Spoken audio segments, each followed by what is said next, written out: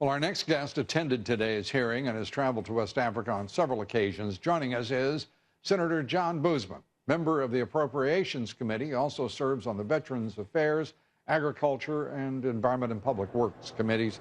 Senator, good to have you with us. The critics of this bill, this request, $6.2 billion, the money coming from the United Nations, World Health Organization, they put the price tag at $1 billion. This is 6 times that. Does that seem excessive to you?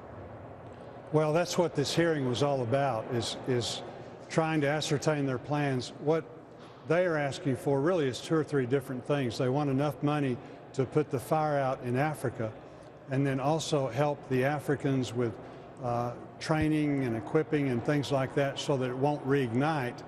The other thing is to do a much better job of making us more prepared as a nation. So in case we have another event like this, and that would carry over into some sort of a bacterial warfare thing or whatever. So it's a much broader scope. But the Europeans are involved, the EU, and then France is in Syria, is in Guinea, Britain's in Sierra Leone, and so it's a combined effort. It's a combined effort, Senator, as you put it, but it is also, again, if you will, just another parallel adventure, it seems, to me at least, with taxpayer money. You mentioned, I'm sorry? No, I don't disagree. So often we're in a situation where in order to do good, we throw money at things. So that was the idea behind the meeting today.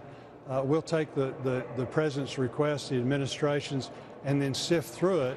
We will be supplying funding, for this, but not, I don't think, at that level. You know, it occurs to me, too. We listen to the World Health Organization. The United Nations prattle on about various crises. The World Health Organization was telling us what's happening in Sierra Leone, in Guinea, in Liberia. And some of our own doctors, including Tom Frieden at the CDC, were warning us of what was coming. We were waiting on basically the World Health Organization, the UN. Instead, we are the ones doing the work now, cleaning it up and fixing it. Why in the world is the United States so hesitant on its own to take care? If we're going to spend this money and take this risk and put our men and women, our citizens at risk, why do we want to give the credit to the United Nations and to the World Health Organization when we could be doing ourselves a lot of good so people know where the help truly does originate? Well, Lou, we should have stepped in much earlier when this thing was smoldering before it really erupted into a fire. But it's interesting, it doesn't matter what you represent. I'm an optometrist by training and a senator. If I go overseas and represent either one of those professions, it doesn't matter. The whole world looks to us for leadership regardless. So we really can be very, very proud of the work that's being done in Liberia. We've got that where it's on the run now and is reducing the numbers dramatically. But it's taken a lot of work, but we can be very, very proud of that. I agree we should have stepped in earlier, and certainly we deserve a lot of credit. Again, because of our efforts, if we hadn't stepped in, the rest of the world wouldn't have either. Yeah, and to be very explicit, I mean, we have a president who denies the exceptionalism of this country, and I see it on display every day, and for the life of me, I can't understand why that is so difficult for any American to accept. I'm also curious at your view of what's happening right now in Ukraine. The NATO commander, the top commander, General Philip Breedlove, is saying explicitly this is an invasion by Russian troops.